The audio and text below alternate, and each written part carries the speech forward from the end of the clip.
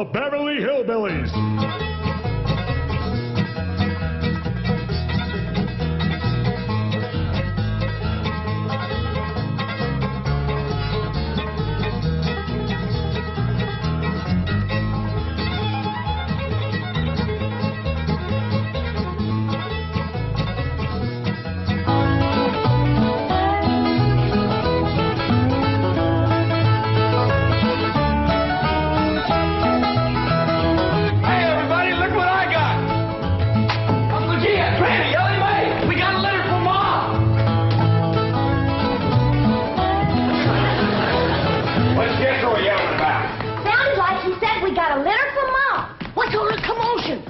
Ellie says, Jethro says Pearl sent us a litter. A litter of what? Did you hear what?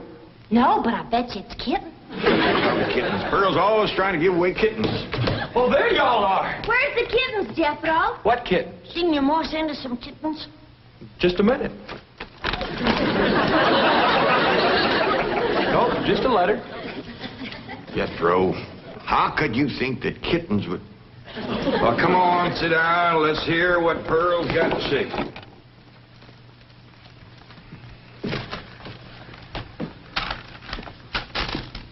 Dear son and kinfolk, I take pen in hand to say we are all fine back here. How are you all out there? Just fine, Pearl. That's right. Jethro, I hope you are making good marks in school out there. Ma thinks I'm going to school. Are you in the 5th grade like you would be here? Doggy, Jethro, I clean forgot about putting you in school. We're going to have to get you started today. Can I go, too? Well, now, I think Miss Hathaway's got plans to put you in some girls' school. Can I go, too? Jethro, I just said it was a girls' school. That's why I want to go. I like girls. I don't. Let's get finished with the letter. After that, we'll take care of school. Your sister, Jethrine, had a narrow escape. A city dude tried to take advantage of her. What does that mean, Paul? Well, that's, well, Granny will explain that to you later. Tell us more about the city dude, Jethro. His name is Jasper He. Jasper He? That's a funny name. Oh, there's a dot in there. His name is Jasper. He wears patent leather shoes and spats on them. Don't sound too neat, does he? He seen your sister at the cabin when I went there to keep an eye on it for Cousin Jed. I know what Pearl went there to keep an eye on. Mr. Brewster. Well, now, Granny, Pearl's a widow woman. She got a right to look. I ain't knocking it. I got my eyes open myself. At first, I thought the city dude worked for Mr. Brewster, so I drove back out to the cabin to give him a piece of my mind. I could put a bug in that Mr. Brewster's ear. Look out for feathers. Feathers? The more Pearl has her eye on a man, the more feathers she sticks in her hat. That's right. 3 and 8 came in flowing 2,000 barrels a day. And it looks like the new strike's going to be even better. There's no doubt about it. This is one of the richest pools we've ever hit. Yep, everything from here is good news.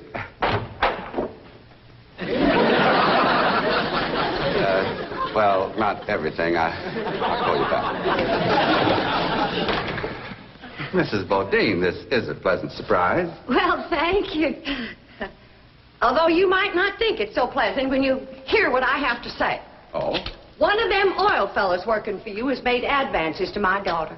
Made advances? Well, what would you call being picked up and carried off by brute force? Well, I'd call that making advances. What's his name? Jasper Depew. Jasper Depew. I ain't seen him myself, but from what Jethro tells me, he's a pretty slick article. Oh, Mr. Brewster, you don't know how hard it is for 2 girls living alone like Jethro and me. You see, my son Jethro's in California with Cousin Jed, leaving us no man to protect us. I'm a widow woman, you know. I guess wherever you have 2 unattached girls living alone, there's bound to be trouble. Especially when the girls are the kind that men call lookers. Did you say his name is Depew? Jasper Depew. Calls himself Jazzbo. Oh, Jethro says he's a flashy dresser and a fancy talker and drives a sporty car. Regular big city dude. I guess Jethro's kind of like me when it comes to tall, handsome city fellas. I'm just putty in their hands. Nope, no one by that name working for OK Oil. You mind if I look? Oh, well, no, go right ahead. I'm bound and determined to find the rascal that trifled with the affections of my sweet, innocent, helpless baby girl. Ma! Jethreen, I thought I told you to stay in the buggy. I seen Jasper at a pew coming. Here? Yes'm. Oh, well, thank goodness we got Mr. Brewster to protect us. Oh, there he is. Mr. Brewster throwed his arms around me and helped me in his strong embrace. What's an embrace, Paul? Well, that's when folks kind of twine their arms around one another. You mean like wrestling? It's sort of like wrestling, except they ain't mad. It's like wrestling for fun. I reckon you could see that. Then we heard a knock on the door, and we knowed it was Jasper He. Better look for that dot again. Oh, yeah. We knowed it was Jasper. He was there to get Jethreen. Her beauty had set his heart to burning with flamin' desire. What's flaming desire, Paul? Well, Granny will explain that to you later. Well, I'll try. But you're sure counting a heap on my memory.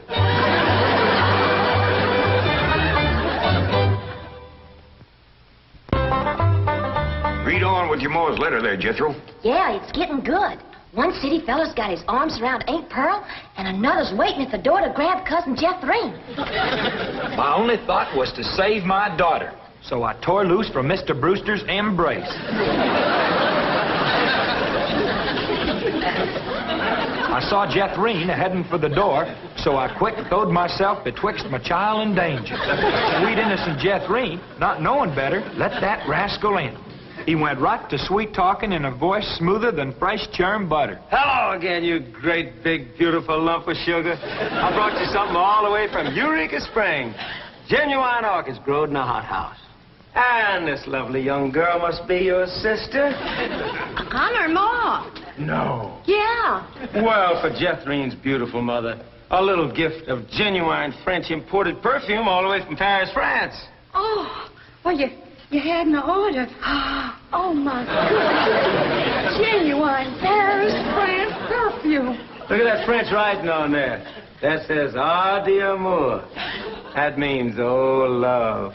Ain't he a sport, Ma? And for Jethreen's handsome father, a genuine cigarette case. Silver. Thank you, but I am not Jethreen's father. No, Mr. Brewster ain't my husband. He's just a friend. Well, any friend of Jethreen's beautiful mother is a friend of mine. It's from old Mexico and hammered out of solid silver by the Aztecs Indians hundreds of years ago. That brings up an interesting question. Why would the Aztecs make cigarette cases when they had no cigarettes? That is an interesting question. I'll have to ask some of my Aztecs friends about that. Hey, Doc. Remember Ain't She Sweet? Well, I've read... Hey, what happened to your orchids? Nothing. I ate 'em already. You mean you ate all them expensive orchids? Ma, you should have spoke for one. It wasn't very filling. Ain't she sweet? From her head down to her feet. And that's a long way, but I ask you very confidentially, ain't that baby sweet? Ain't she large? But she gives me such a charge. I ask you very confidentially, ain't that baby large? She stretches out in all directions. I'm in a shout. Lord, that's perfection. Are you with me? Ain't she keen? Well, that's the most I've ever seen. And I'm here to tell you I'm her ding-dong daddy, and she's my queen. And she is king size, my Jethreen. A lots of mama, my Jethreen. she carries me away. Put him down!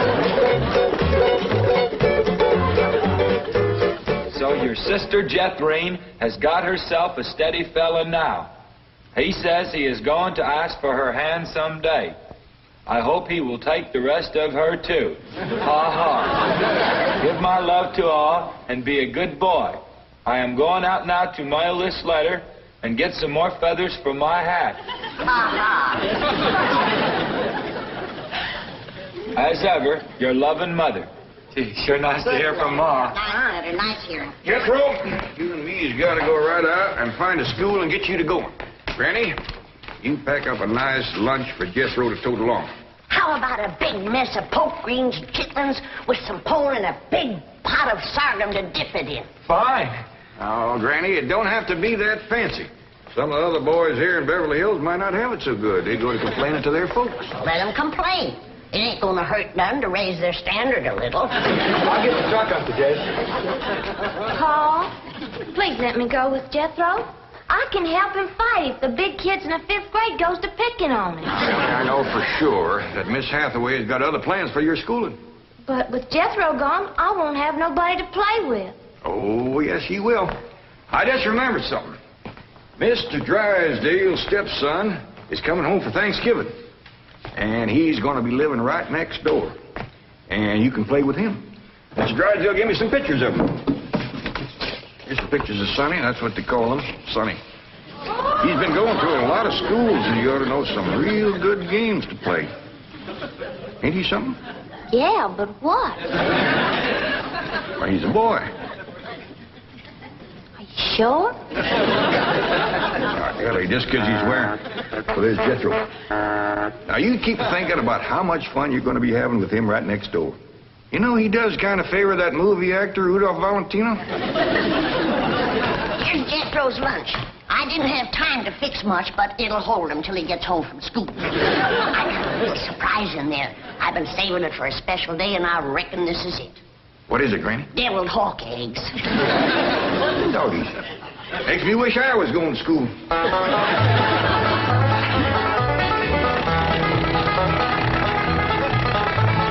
School, all right. Millicent, Schuyler, and Potts. I reckon them 3 is the teachers. 3 teachers. Must be awful big school. I'll say. Well, let's go in there and get you started.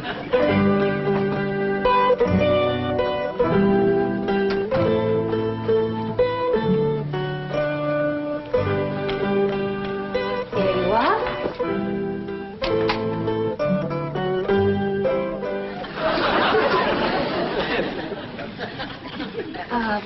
May I help you?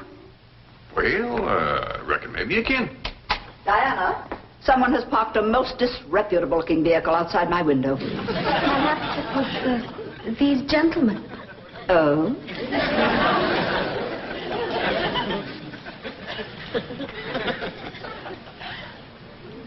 Yes? What is it you wish? Well, I'd like to get my nephew started into school.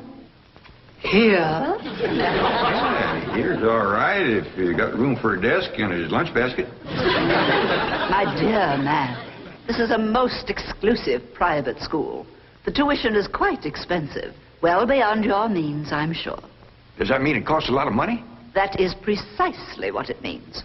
Well, I can pay you if it ain't over $25 million. 25 million? Yes, ma'am, that's all I got. Dollars? Yes, ma'am. In cash. Yes, ma'am. This is obviously a practical joke perpetrated by one of my envious competitors. What is your name?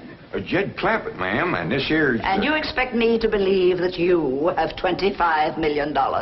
Well, no, not on me, ma'am, but my neighbor, Mr. Drysdale, he's keeping it in his bank for me.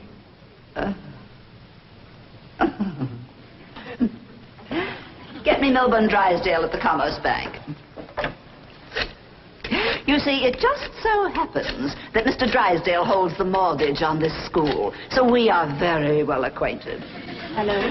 I'd like to speak with Now, Milburn Drysdale. if you wish to admit that this is a hoax and be on your way, we will forget the entire incident. Otherwise, you may be liable to some sort of action for invasion of private property and impersonating a millionaire. Mr. Drysdale is coming on the line now. Thank you. This is your last chance, Mr. Clampett. My next call will be to the police. Very well. Mr. Drysdale, Millicent Schuyler Potts here. Come in, come in, come in, come in. Thank you, ma'am. Diana, tea for these gentlemen. Croppett? Oh, no, ma'am. Clamp it. Diana, use the spode tea set. Well, sit down, sit down, sit down, sit down. Just the two of us. Ellie Mae and Granny didn't come. Well, do make yourselves comfortable. Mr. Drysdale's exact words to me were, well, never mind his exact words. Apparently he values your friendship greatly, and Mr. Drysdale is a very important mortgage. Ma'am. Now then, shall we talk about your youngster who's entering our 5th grade? What is his name? Jethro Bodine. Bodine? Jethro. No, ma'am. Jethro Bodine. We always put the last name first. Now, male, of course. Yes, ma'am. Just got a letter this morning. Date of birth? December the 4th. Year? No, ma'am. Back home. We only been here a few weeks. Perhaps you should answer the questions for our vital statistics. Now, we need to know the complete birth date, which in turn gives us the exact age. Now, we have December 4th, and judging from the fact that your nephew is entering the 5th grade, I would surmise that the year is 51 or 52. Am I correct? Oh, Jethro ain't near that old. And in the 5th grade? Why, that's wonderful. Well, perhaps we have a budding genius on our hands. Archie! I'll pour. Oh, Diana, I'd like you to bring me one of our boys' uniforms to show these gentlemen. A 5th grade size. No, on second thought, you'd better make it 3rd grade. He's younger than average. We require that all of our students wear identical uniforms. It makes for less friction that way. Otherwise, the boys of millionaires are apt to be taunted by the really rich. I bet you Jethro will look right good in a uniform. He can't wait to be a soldier. Oh, yes, many a young lad is like that. However, our uniforms do not reflect any militaristic design. No, rather, we strive for something gay, attractive, and smart. Oh, there you are. Charming, isn't it? Now, you take this home and have Jethro wear it when he comes to school in the morning.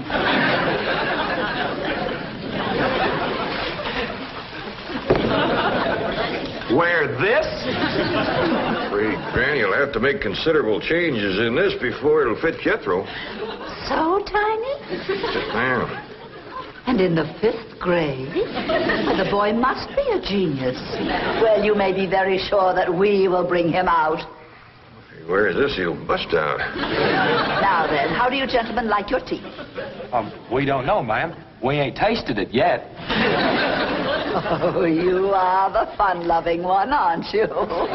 Yes, ma'am.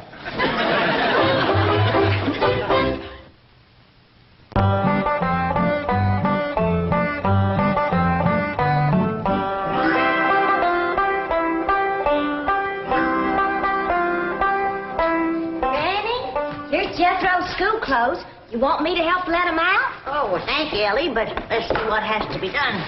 Maybe they fit him already. That's supposed to be a hat? I reckon so. What's that? Well, Jethro said it stands for POTS. Pots? That's the school he's going to. Pot school. Hell, he'll be learning a good trade. If there's something folks always needs, it's pots. Jethro can make you some dandy new ones once he catches on to it. Who in Sam Hill is supposed to wear that? Well, Jethro, I reckon. Jethro couldn't have wore that at 3.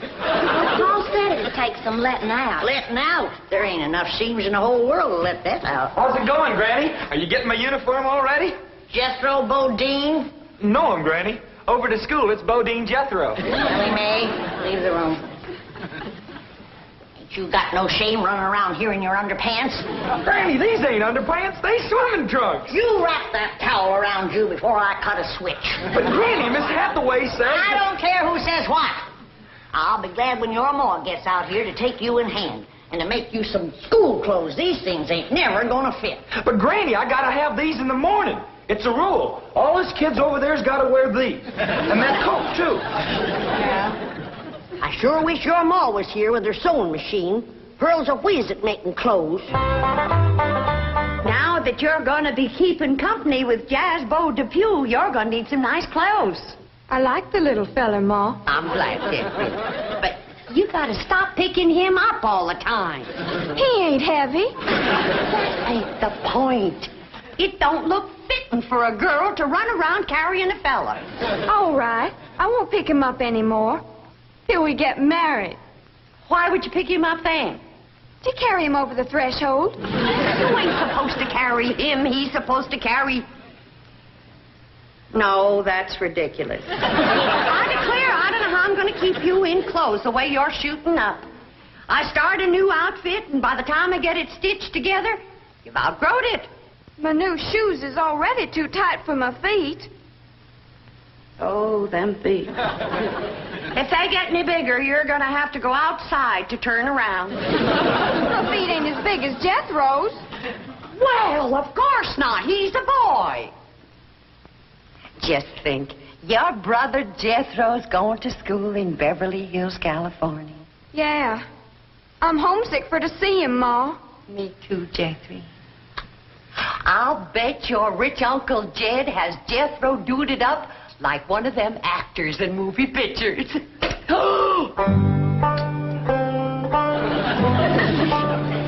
I can't understand these Beverly Hills schools. Wearing that uniform ain't gonna make you no smarter.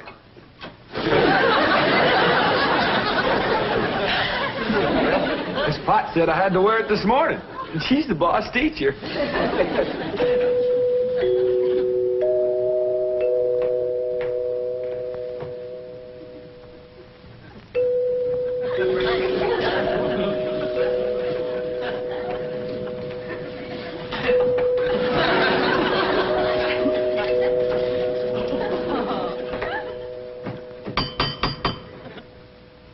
Dang, if Jethro ain't right. Every time that music plays, somebody comes to the door. Good morning. Surprise. Surprise. Good morning, Miss Potts. I decided to come by and drive our diminutive genius to school myself. What? Your nephew, Jethro. Oh, yes, ma'am. Jethro! Come on down here. You got to ride to school.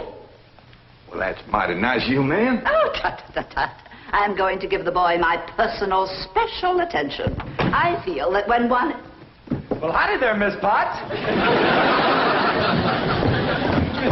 You come to take me to school? Yeah, betcha she is. I want you to be a good boy, make good marks so your ma will be proud of you. This is your nephew? Ma'am, you met him yesterday, remember? Of course, he does look a mite different in his uniform. Granny had a time getting it to fit, but she done it. You are in the 5th grade? Oh, yes, ma'am. Just finished 3 years in the 4th. But I can't. It's impossible. Oh, that ain't nothing. He got through the 1st grade in only 2 years. Under no circumstances can I allow this. Well, say, here comes Mr. Drysdale. I reckon he's coming to see Jethro off to school. Come along, Jethro. Hippity hop.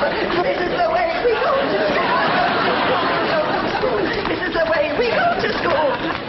Is Jethro's lunch? Oh, Jethro! You forgot your lunch. Now, Jethro, you share your grits and fat back with Miss Potts today.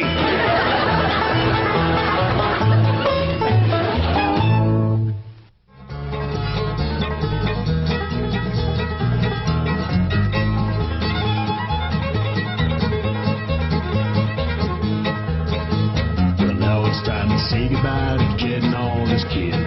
They would like to thank you folks for kindly dropping in. You're all invited back next week to this locality to have a heaping helping of their hospitality. Hillbilly, that is. Said a spell. Take your shoes off.